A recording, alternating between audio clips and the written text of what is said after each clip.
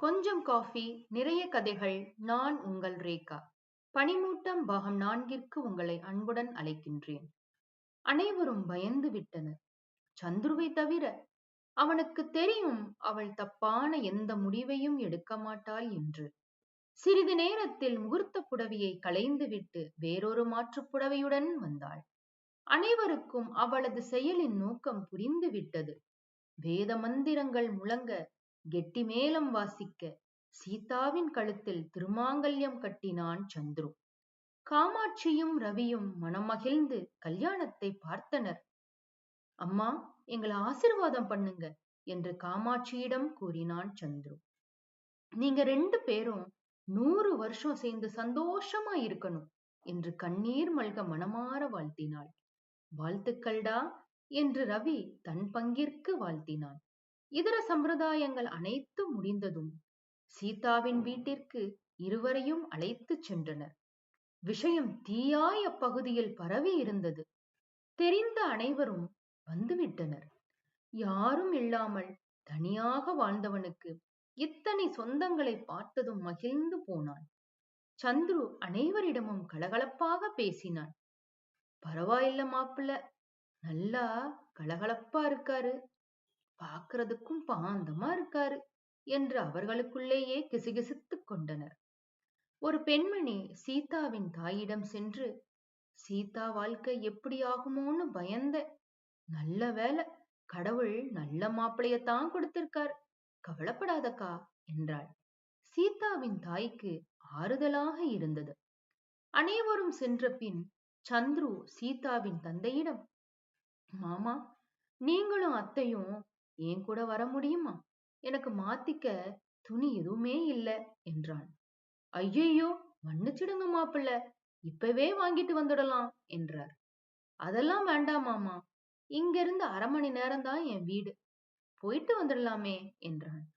அவர்கள் மூவரும் சீதாவிடம் சொல்லிவிட்டு சந்துருவின் வீட்டிற்கு சென்றனர். அழகான அபார்ட்மெண்டின் 2வது தளத்தில் இருந்த 2 படுக்கையறை கொண்ட வீட்டிற்கு அழைத்துச் சென்றான். வீட்டை அவ்வளவு சுத்தமாகவும் அருமையாகவும் வைத்திருந்தான். வீட்டை சுற்றி காண்பித்தான். வீட்டிற்கு தேவையான அனைத்து பொருட்களும் இருந்தது. இருவரும் அதிசயித்து போயினர். மாமா, அத்தை, இந்த வீட்டுக்கு வாடகைக்கு தான் வந்தேன். இந்த வீட்டோட ஓனர் வெளிநாட்டுல போய் செட்டில் ஆக போறாராம். இந்த வீட்டை என்னைய வாங்கிக்க சொல்றாரு. அதுக்கு லோன் அப்ளை பண்ணிருக்கேன். கொஞ்சம் பணம் என்கிட்டயும் இருக்கு. நான் படிக்க ஆரம்பிச்ச காலத்துல இருந்து பகுதி நேர வேலை நிறைய பார்ப்பேன். அப்போதுல இருந்தே சேமிக்க ஆரம்பிச்சேன். அது இன்னைக்கு எனக்கு கை கொடுக்குது.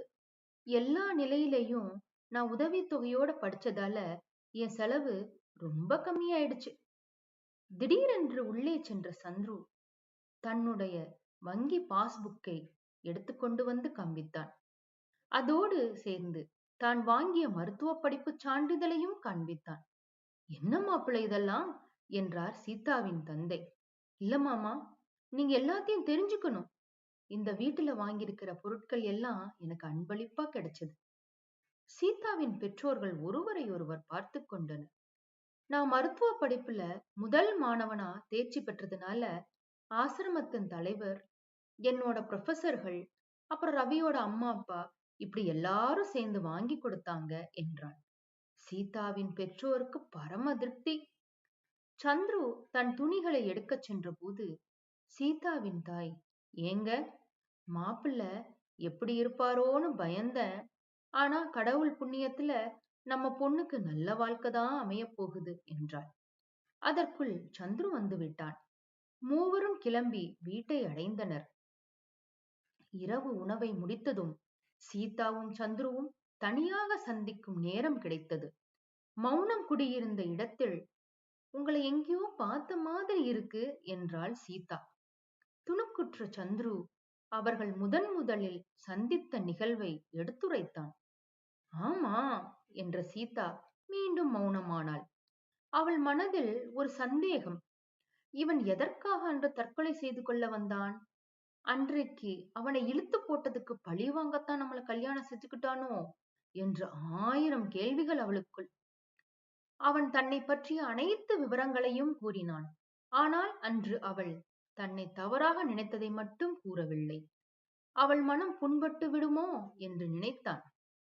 பொறுமையாக கேட்ட சீதா தன்னை பற்றி கூறினாள். நீங்க என்னை பத்தி தெரிஞ்சுக்கணும், அதான் சொன்னேன். எனக்கு தூக்கம் வருது என்று கூறிவிட்டு அறையை நோக்கி நடக்கலானாள். திடீரென்று திரும்பி, எனக்கு மனசுல உள்ள ரணம் மறைய கொஞ்ச காலம் வேணும் என்று சந்துருவிடம் கூறினாள். அவளுக்கு ஸ்ரீதர், அவர்களது குடும்பம், தன்னுடைய மாமா இவர்கள் அனைவரும் தந்த ரணம் மிகவும் அதிகம். உங்க மனநிலைமை எனக்கு புரியுதுங்க, நான் காத்திருப்பேன் என்றான் சந்துரு புன்னகையுடன். அந்த புன்னகை அவளது மனதிற்கு இதமாக இருந்தது. ஆனால் அவன் மேல் நம்பிக்கை மட்டும் கேள்விக்குறியாகவே இருந்தது. மறுநாள் அனைவரும் சந்துருவின் வீட்டிற்கு சென்றனர். சீதா அங்கு விளக்கேற்றி பால் காய்ச்சும் சம்பிரதாயம் அனைத்தையும் முடித்தாள். கிளம்புவதற்கு முன் சீதாவின் தாய் சீதாவை தனியாக அழைத்துச் சென்று, இங்க பாருடா கண்ணு, உடனே மனம் மாறி வாழ்க்கைய நடத்துன்னு நான் சொல்ல மாட்டேன். உன் நிலைமை எனக்கு புரியுது. இது உன் வாழ்க்கை, பார்த்து நடந்துக்கோ. எப்போதும் நானும் அப்பாவும் உனக்கு துணையா நிப்போண்டா என்றார். சீதா மௌனமாக தலையசைத்தாள். அனைவரும் கண்ணீர் மல்க விடை பெற்றனர். சந்துருவும் சீதாவும் அவ்வீட்டில் தனித்து விடப்பட்டனர். சந்துரு சீதாவுக்கு வீட்டை சுற்றி காண்பித்தான். வீட்டை பெருக்கி தொடக்க ஒரு அம்மா காலையிலே வந்துடுவாங்க என்று தெரிவித்தான். விடுமுறை நாட்கள்ல மட்டும் மெதுவா வருவாங்க என்றான். அவளுக்கு என்று ஒரு அறையை ஒதுக்கி கொடுத்தான். சீதா நிம்மதியுற்றாள். இருவரது பணியிடமும் அவர்கள் வீட்டின் அண்மையிலேயே இருந்தது. சீதா தனது இருசக்கர வாகனத்தை கொண்டு வந்திருந்தாள். அதிலேயே அலுவலகம் சென்று கொள்வதாக தெரிவித்தார். சந்துரு மறுப்பு எதுவும் தெரிவிக்கவில்லை. மறுநாள் காலை சீதா தன் அறையை விட்டு வெளியே வந்தபோது சந்துரு அங்கு இல்லை. டைனிங் டேபிளில் ஒரு பிளாஸ்கில் சூடான காஃபி, ஹாட் பேக்கில் உப்மா மற்றும் சட்னி இருந்தது. அதனுடன் ஒரு காகித துண்டு ஒன்றும் வைக்கப்பட்டிருந்தது. அதில், குட் மார்னிங்க, ஒரு எமர்ஜென்சி கேஸ், சீக்கிரமா வர சொல்லிட்டாங்க. மருத்துவமனைக்கு போயிட்டு அப்படியே கல்லூரிக்கும் போயிட்டு இரவுதான் வீட்டுக்கு வருவேன். கால உணவை பண்ணிட்டேங்க. மதிய உணவை வெளியில பாத்துக்கோங்க. ஃப்ரிட்ஜ்ல மாவு இருக்கு, நைட் யூஸ் பண்ணிக்கோங்க. நைட்டு உள்ள லாக் பண்ணிட்டு சாவியை எடுத்துக்கோங்க. என்கிட்ட ஒரு மாற்றுச்சாவி இருக்குங்க. வேலை செய்த அக்கா வந்துட்டு போயிட்டாங்க. இது என்னோட அலைபேசி எண், இதையும் குறிச்சு வச்சுக்கோங்க. ஏதாவது அவசரம்னா என்னை கூப்பிடுங்க. ஆல் த பெஸ்ட்டுங்க. ஆபீஸுக்கு பார்த்து போயிட்டு வாங்க. அனைத்தையும் வாசித்து முடித்துவிட்டு சிறு புன்னகையுடன் தன் அலுவலகத்திற்கு கிளம்பினாள் சீதா. அவளுக்கு நல்ல பசி. பசி ருசி அறியாதுதான். ஆனால் இங்கு ருசி அருமையாக இருந்ததால் முழுவதையும் காலி செய்து விட்டாள். அலுவலகத்தில் அனைவரும் துக்கம் விசாரிப்பது போல் விசாரித்தனர். பொறுமையை இறுக பிடித்து வைத்துக் கொண்டு பதிலளித்தாள். மூச்சை அடைப்பது போல் இருந்தது அவளுக்கு. இரவு வீடு திரும்பியதும் தான் அவளுக்கு நிம்மதியுற்றது. இரவு உண்டுவிட்டு அவளது வேலைகளை பார்த்து கொண்டிருந்தாள். அவன் வருவதாக தெரியவில்லை. தன்னுடைய அறைக்கு சென்று விட்டாள். இரவு வீடு திரும்பிய சந்துருவுக்கு வீடே அழகாக தோன்றியது. யாருமின்றி தனியாக அவ்வீட்டில் இருந்தவனுக்கு தன்னுடன் ஒருவர் இருக்கிறார் என்பதே சுகமாக இருந்தது. இருவரும் இவ்வாறே வீட்டிற்குள் கண்ணாமூச்சி ஆட்டம் ஆடிக்கொண்டிருந்தனர். ஞாயிற்றுக்கிழமையன்று இருவரும் வீட்டில் இருந்தனர். சீதாவுக்கு இனம் புரியாத ஒரு உணர்வு, ஏதோ ஒரு அசௌகரியத்துடனே தென்பட்டாள்.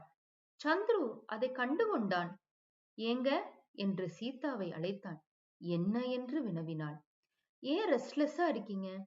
ஃப்ரீயா இருங்க. இது உங்க வீடு. உங்க இஷ்டப்படி நீங்க இருக்கலாம். உங்களுக்கு தோணுனத என்கிட்ட ஒரு நண்பியா பேசலாம். என்ன உங்க நண்பனா ஏத்துப்பீங்களா என்றான். சிறிது தயங்கிய சீதா அவனை ஏற்றுக்கொண்டாள். ஆனாலும் அவளது ஆழ் மனதில் ஒரு அவநம்பிக்கை. திருமணத்தில் ஏற்பட்ட நிகழ்வினால் அது வந்தது. இருவரும் நண்பர்கள் போல் பழக ஆரம்பித்தனர். சந்துரு தனது மருத்துவமனையில் நடந்த நிகழ்வுகளை தினமும் அவளிடம் பகிருவான். அவளும் முக்கியமான அலுவலக விஷயங்களை மட்டும் பகிர்வாள். இருவரும் உணவு தயாரிப்பது, வீட்டு வேலைகளை செய்வது என்று எல்லாவற்றையும் பகிர்ந்து செய்ய ஆரம்பித்தனர். தினமும் இரவு மொட்டை மாடியில் நடைபயிற்சி செல்வதை ஒரு வழக்கமாக வைத்திருந்தனர். சில சமயம் வார இறுதி நாட்களில் வெளியில் செல்வதும் என்றிருந்தனர். இவ்வாறே நாட்கள் உருண்டோடின. அவளது பிறந்த நாளை முன்கூட்டியே தெரிந்து வைத்துக் கொண்டான். தான் அன்று லேட்டாக பணிக்கு செல்லப் போகிறேன் என்று சொல்லிவிட்டான். சீதா எப்பொழுதும் போல் அலுவலகம் கிளம்பிவிட்டாள். அவளுடைய பிறந்த நாள் அவனுக்கு தெரியாது என்று அவளுக்கு தெரியும். இருந்தாலும் மனதின் ஓரத்தில் ஒரு ஏக்கம், அவன் வாழ்த்து சொல்லவில்லையே என்று. அவள் சென்றதும் வீட்டை அலங்கரித்தான். சீதாவின் தாய் தந்தையருக்கு விவரத்தை சொல்லி மாலை வீட்டுக்கு வரச் சொன்னான். மாலை வீடு திரும்பிய சீதா வியந்து போனாள். கேக்கில் இருந்து உணவு வரை அனைத்தும் அவளுக்கு பிடித்ததாகவே இருந்தது. அவளுக்கு ஒரு புடவையை பரிசளித்தாள். சீதாவின் பெற்றோர்கள் மகிழ்ந்து போயினர்.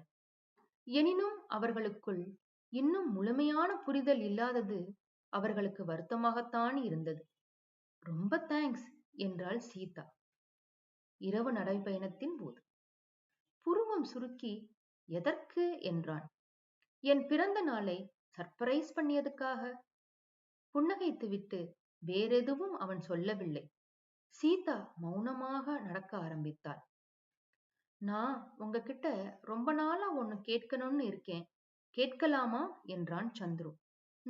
கேளுங்கள் என்றாள் சீதா. சந்துரு அப்படி என்ன கேட்டான்? அதற்கு சீதா என்ன பதிலளித்தாள்? இனி வரப்போகும் பாகங்களில் தெரிந்து கொள்ளலாம்.